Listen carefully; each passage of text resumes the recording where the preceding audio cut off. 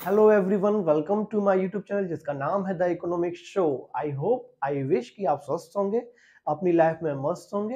हमारी वीडियोस आपको पसंद आ रही हो तो प्लीज हमारी वीडियो को लाइक करें, चैनल को सब्सक्राइब करें, हमारी वीडियो को शेयर करें फ्रेंड्स में, व्हाट्सएप ग्रुप में। अब हम बात करते हैं इस लेक्चर के बारे में। ये लेक्चर है हमारा इकोनॉमिक सिस्टम के ऊपर, जिसमें हम समझेंगे कि इकोनॉमिक सिस्टम होता क्या है और इस सिस्टम को चलाने के हमारे पास मोड्स क्या हैं, मेथड्स क्या हैं, तरीके क्या क्या हैं। तो पहले हम बात करते हैं कि ये इकोनॉमिक सिस्टम होता क्या है। देखो, जैसे सोसाइटी में आप रहते हैं, मैं रहता हूं, हम सब लोग रहते हैं।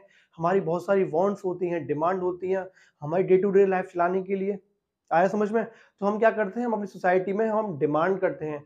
अब उस डिमांड को पूरा करने के लिए हमारी सोसाइटी में प्रोडक्शन होता है, कमोडिटी का, सर्विसेज का होता है ना। और उस प्रोडक्शन के साथ साथ में उसका डिस्ट्रीब्यूशन होता है और एक्सचेंज होता है।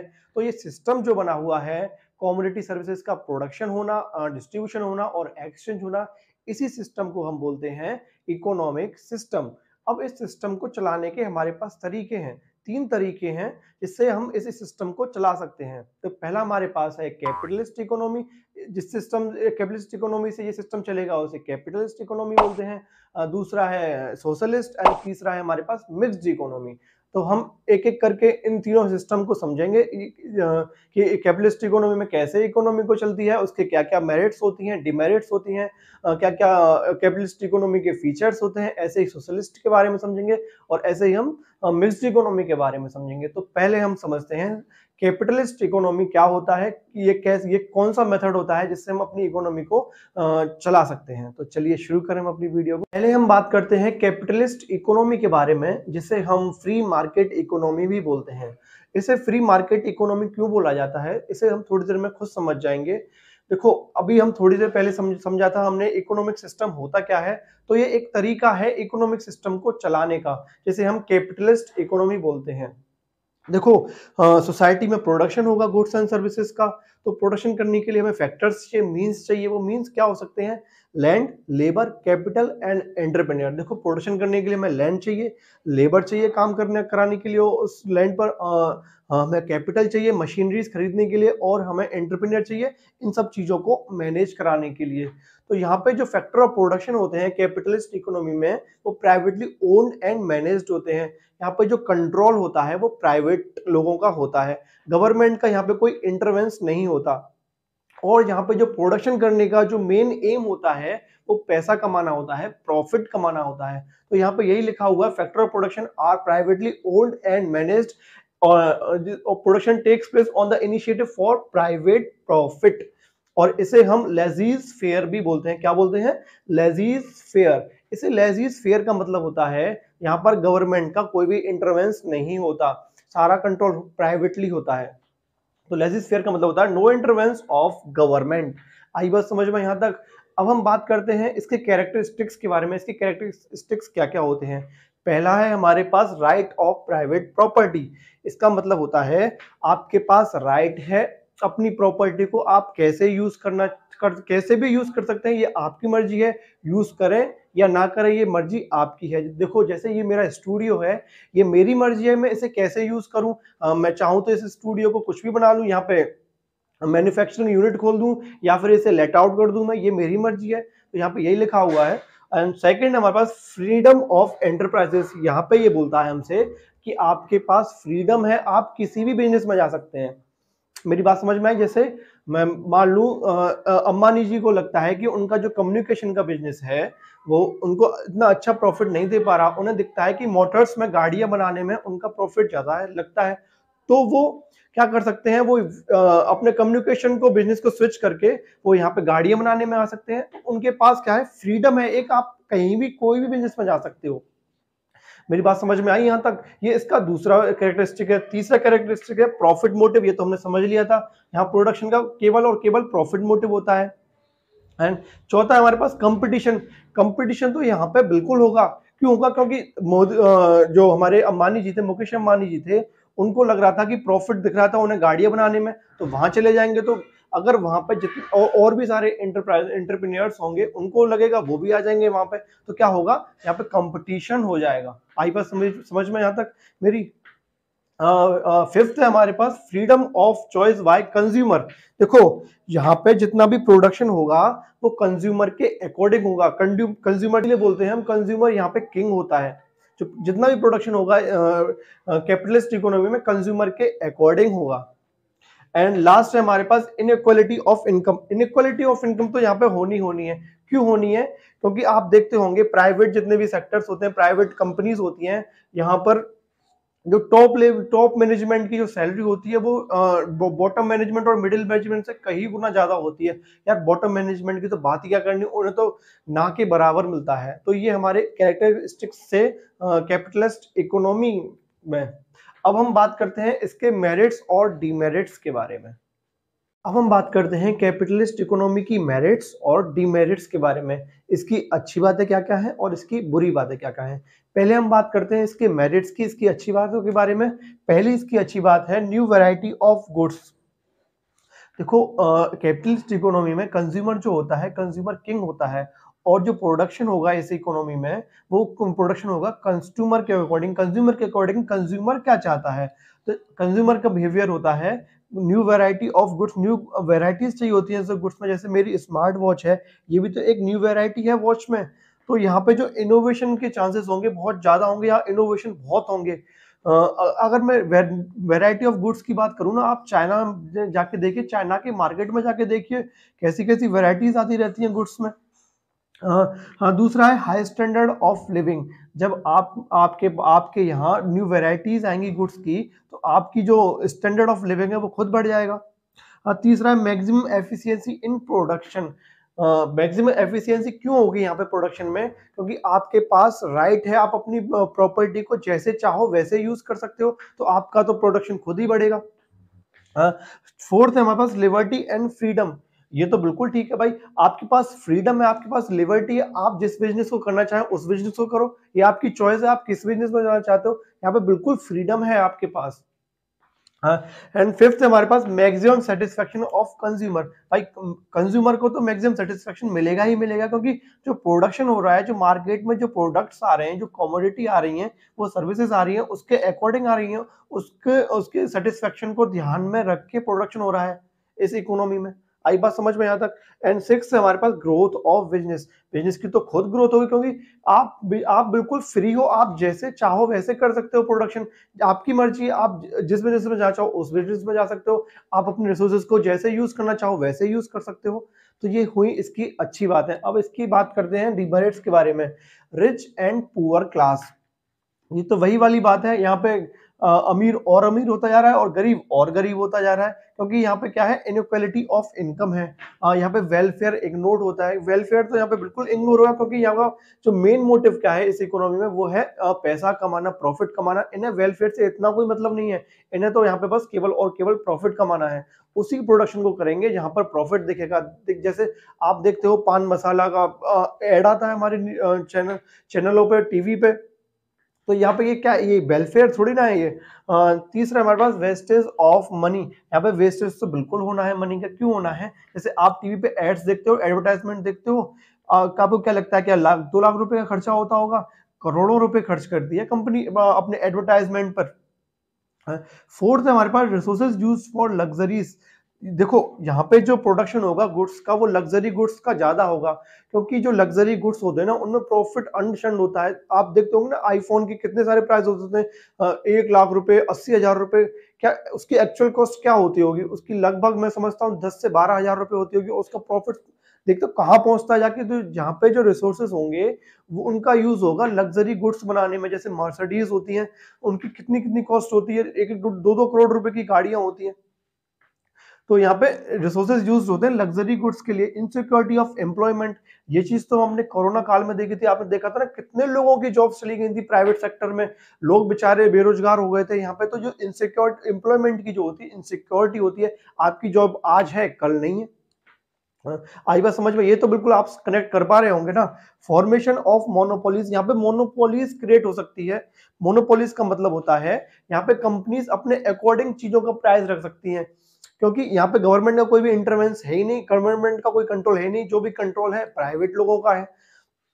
तो यहाँ पे मोनोपोली क्रिएट हो सकती है। जैसे इसके एग्जांपल की बात करूं मैं, पेप्सी और कोका कोला है वो चाहें तो आज जो उनकी 40 रुपए की जो कोल्ड ड्रिंक है 1.25 लीटर की, वो चाहे तो उसका प्राइस 60 रख दे दोनों मिलके, तो आप क्या कुछ कर सकते हो? आपको तो परचेस करनी पड़ेगी, क्योंकि यहाँ पे मोनोपोली की रेट होगी। यहाँ पे गवर्नमेंट की तो कोई ऐसी कोई कंपनीज नहीं, ना कोई कंट्रोल यहाँ पे कैपिटलिस्ट इकोनॉमी में। तो ये बात हुई हमारी मेरिट्स और इसकी डिमेरिट्स के बारे में। अब हम समझेंगे सोशलिस्ट इकोनॉमी में क्या होता है, उसके फीचर्स क्या होते हैं, उसकी मेरिट्स और डिमेरिट्स क्या होती हैं। तो चलें शुरू करें हम अपने सोशलिस्ट इकोनॉमी के बारे में। अब हम बात करते हैं सोशलिस्ट इकोनॉमी के बारे में, जिसे हम कंट्रोल्ड इकोनॉमी भी बोलते हैं। इसे कंट्रोल्ड इकोनॉमी क्यों बोला जाता है? क्योंकि यहाँ पे जो फैक्टर ऑफ प्रोडक्शन है उनके ऊपर कंट्रोल्ड होता है स्टेट का। स्टेट का मतलब है यहाँ पे गवर्नमेंट। यहाँ पे जो मैनेज्ड करेगी वो करेगी हमारी गवर्नमेंट, हमारे फैक्टर ऑफ प्रोडक्शंस को। ठीक है, आई बात समझ में यहाँ तक? और जो यहाँ पे जो प्रोडक्शन होगा, यहाँ पे जो प्रोडक्शन होगा इस टाइप की इकोनॉमी में, वो होगा लोगों का वेलफेयर करने के लिए, समाज का भला करने के लिए। और कैपिटलिस्ट इकोनॉमी में क्या था, यहाँ पर वहां पर प्रोडक्शन क्यों कर रहे थे? क्योंकि वहां पर जो मेन एम था, जो हमारा मोटिव था, वो था पैसा कमाना और यहाँ पे लोगों का भला करना। तो यहाँ पे यही लिखा हुआ है, all material means of production are owned by the community represented by the state. State का मतलब है गवर्नमेंट। और यहाँ पे जो स्टेट वर्क करेगी किसके लिए? वेलफेयर के लिए, सोसाइटी के वेलफेयर के लिए, समाज का भला करने के लिए, समाज को आगे लाने के लिए। इस टाइप की इकोनॉमी की कैरेक्टरिस्टिक्स की बात करूं तो पहली किसकी कैरेक्टरिस्टिक है? Collective ownership of means of production. जो मीन्स ऑफ प्रोडक्शन है, जो साधन है प्रोडक्शन करने के लिए, उसका ओनरशिप किसकी होगी? गवर्नमेंट की होगी, स्टेट की होगी। इस टाइप की इकोनॉमी में। और ये सेकंड है सेंट्रली प्लान्ड इकोनॉमी। जो इकोनॉमी होगी यहाँ पर, वो सेंट्रली प्लान्ड होगी, गवर्नमेंट के द्वारा होगी। एंड थर्ड है इकोनॉमिक इक्वलिटी। भाई यहाँ पे इकोनॉमिक इक्वलिटी तो आएगी जब समाज का सुधार होगा। समाज के सुधार में ये तो नहीं होगा केवल और केवल हमारे जो हाई क्लास के लोग हैं उनके लिए प्रोडक्शन होगा, उनको ध्यान में रख के प्रोडक्शन होगा। प्रोडक्शन को सबको ध्यान में रख के होगा। हमारी जो जितनी हमारी हाई क्लास हुई, चाहे मिडिल क्लास हुई, चाहे लोअर क्लास हुई, तो यहाँ पे समाज का भला होगा, सबका भला होगा। यहाँ पे एक के बारे में नहीं सोचा जाएगा, यहाँ पर सब लोगों के बारे में सोचा जाएगा। समझ में आई यहाँ पर? एंड फोर्थ है सोशल वेलफेयर। सोशल वेलफेयर तो इसका मेन मोटिव है ही है, इसका मेन पर्पस प्रोडक्शन करना। इस टाइप की इकोनॉमी का मेन पर्पस क्या है? लोगों का भला करना, समाज का सुधार करना। आया समझ में? एंड थर्ड है लेक ऑफ कंपटीशन। यहाँ पे तो कंपटीशन होगा ही नहीं भाई, क्योंकि गवर्नमेंट के हाथ में सारी चीजें होंगी। और गवर्नमेंट किसी भी एक कंट्री की एक ही गवर्नमेंट होती है, सेंट्रल गवर्नमेंट तो एक ही होती है ना भाई। तो यहाँ पे क्या होगा? कंपटीशन के तो कुछ चांसेस होंगे ही नहीं। आया समझ में यहाँ तक कि सोशलिस्ट इकोनॉमी होती क्या है? अब हम इसके बात करेंगे अच्छी बातों के बारे में और इसकी क्या बुरी बुरी बातें हैं, मेरिट्स क्या हैं और डिमेरिट्स क्या हैं इस टाइप की इकोनॉमी में। ठीक है, तो चलें शुरू। अब हम बात करते हैं सोशलिस्ट इकोनॉमी की मेरिट्स के बारे में और डिमेरिट्स के बारे में। इस टाइप की इकोनॉमी की अच्छी बातें क्या हैं और इसकी बुरी बातें क्या हैं। पहले हम बात करते हैं इसकी मेरिट्स के बारे में, इसकी अच्छाई के बारे में। पहली इसकी मेरिट्स है equitable distribution and equal opportunity. इस टाइप की इकोनॉमी में सबको एक बराबर हक मिलेगा, सबके बारे में सोचा जाएगा। यहाँ पे ये नहीं होगा कि केवल आप हाई क्लास के बारे में सोच रहे हो, मिडिल क्लास, लोअर क्लास के बारे में सोच नहीं रहे हो। यहाँ पे हर टाइप की क्लास के लोगों को इक्वल अपॉर्चुनिटी होगी। आई समझ में यहाँ तक बात? एंड सेकंड है बेटर यूटिलाइजेशन ऑफ रिसोर्सेज। यहाँ पे बेटर यूटिलाइजेशन का क्या मतलब है? देखो, जैसे हमने कैपिटलिस्ट इकोनॉमी पढ़ा था, उसमें क्या था? मैक्सिमम यूटिलाइजेशन हो रहा था, लेकिन मैक्सिमम तो हो रहा था, लेकिन वहां पर बेटर यूटिलाइजेशन नहीं हो रहा था। भाई मैक्सिमम होना अलग बात और बेटर अलग बात। हर मैक्सिमम यूटिलाइजेशन को आप बेटर नहीं बोल सकते हैं। यहाँ पे क्या है? बेटर यूटिलाइजेशन है। बेटर यूटिलाइजेशन क्यों है? क्योंकि जो रिसोर्सेज का यूटिलाइजेशन हो रहा है, यहाँ पे जो रिसोर्सेज का यूटिलाइजेशन हो रहा है वो सबके लिए हो रहा है, सब लोगों का भला करने के लिए हो रहा है। और वहां पे किन लोगों का भला करने के लिए हो रहा था? यहाँ पर आपको प्रोडक्शन करने में जिस चीज में आपको प्रॉफिट दिख रहा है वहां आप रिसोर्स को यूज कर रहे हो। यहाँ पर प्रोडक्शन करने, जहाँ पर आपको प्रॉफिट नहीं दिख रहा है वहां पर आप उस चीज का प्रोडक्शन नहीं कर रहे हो। तो उस टाइप की कंडीशन में, उस टाइप की इकोनॉमी में सबका भला नहीं हो सकता भाई। और इस टाइप की इकोनॉमी में सबका भला होगा, इसीलिए हम बोलते हैं यहाँ पर बेटर यूटिलाइजेशन होता है रिसोर्सेज का। लेकिन यहाँ पे मैक्सिमम यूटिलाइजेशन नहीं होता, मिनिमम यूटिलाइजेशन होता है। आई समझ में बात यहाँ तक? अब तीसरा है इसका इकोनॉमिक स्टेबिलिटी। यहाँ पे इकोनॉमिक स्टेबिलिटी बनेगी, क्यों बनेगी? क्योंकि यहाँ पे भला आप हर वर्ग का कर रहे हो। यहाँ पे एक वर्ग को लेकर नहीं चल रहे हो साथ में, वो कहते हैं सबका साथ सबका विकास हो रहा है यहाँ पे। एंड फोर्थ है सिक्योरिटी ऑफ एम्प्लॉयमेंट। यहाँ पे सिक्योरिटी होगी एम्प्लॉयमेंट की। यहाँ पे ऐसा नहीं होगा कि गवर्नमेंट ने एक अपना एम्प्लॉय रखा और अब उस गवर्नमेंट के पास, गवर्नमेंट को लगता है कि यार इसको 50,000 रुपये सैलरी दे रहा हूँ, 40,000 रुपये में इस कर सकता हूँ मैं, 40,000 रुपये में नया एम्प्लॉय आ जाएगा। यहाँ पे ऐसा नहीं होगा जैसा हमारे प्राइवेट सेक्टर्स में होता है। आप देखते हैं ना, आपको 50,000 रुपये सैलरी मिल जाएगा, अगर उसके पास ऑप्शन है 40,000 रुपये का, तो वो आपको निकाल के उस दूसरे एम्प्लॉय को रख लेंगे।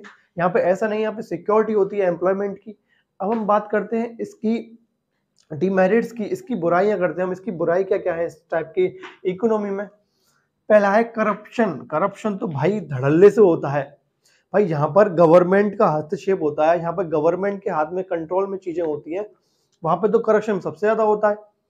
ये बात तो बिल्कुल फैक्ट है। एंड सेकेंड है रेस्ट्रिक्शन ऑन फ्रीडम। यहाँ पे फ्रीडम तो बिल्कुल होगी। आप जो रिसोर्सेज होंगे वो गवर्नमेंट के अकॉर्डिंग उनका यूटिलाइजेशन होगा, क्योंकि कंट्रोल जो भी होगा गवर्नमेंट का, मैनेजमेंट टोटल कंट्रोल यहाँ पे गवर्नमेंट का होगा। है no proper allocation of resources. Allocation of resources का मतलब होता है आप अपने रिसोर्सेज को कैसे एलोकेट करते हो, मतलब कि कैसे बांटते हो। यहाँ पे इतने प्रॉपर तरीके से हमारे रिसोर्सेज को एलोकेट नहीं किया जा सकता, क्योंकि यहाँ पे भाई करप्शन ही इतना है। और यहाँ पे गवर्नमेंट में लोग इतने एक्टिवली काम नहीं करते हैं ना, इतना प्रोडक्टिव वर्क निकल के नहीं आता है, उनको प्रोडक्टिव रिसोर्सेज को इतना प्रोडक्टिवली यूज नहीं कर सकते हैं।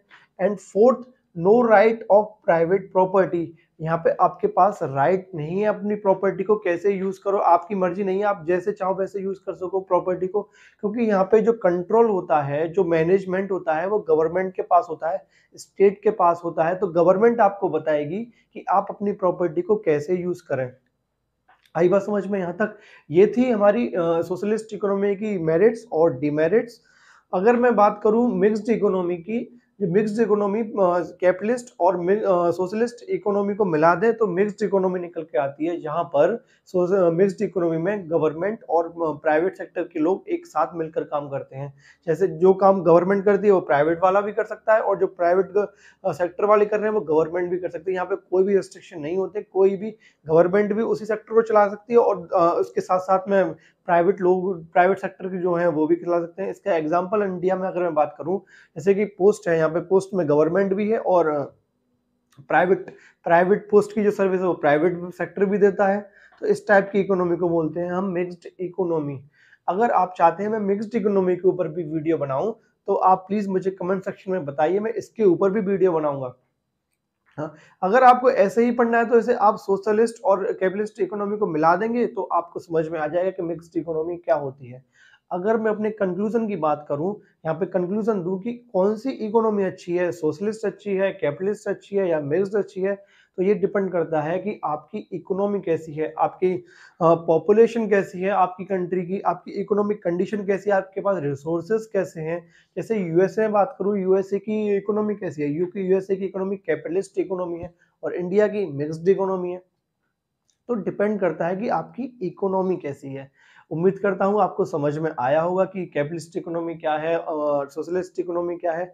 मिक्स्ड इकोनॉमी आपको अपने आप समझ में आ जाएगा। वीडियो थोड़ा लंबी हो जाएगी, इसलिए हम इस वीडियो में आपको नहीं समझा सकते, नहीं भी इसके ऊपर वीडियो बना सकते कि सोशलिस्ट इकोनॉमी क्या होती है। अगर आप चाहते हो तो मैं इसके ऊपर भी वीडियो बना दूंगा। तो ऐसे ही हमारे साथ बने रहिए, अपना प्यार दिखाते रहिए, हमारी वीडियो को लाइक करें, चैनल को सब्सक्राइब करें और ऐसे ही हमारे साथ बने रहें। तब तक के लिए जय हिंद, जय भारत।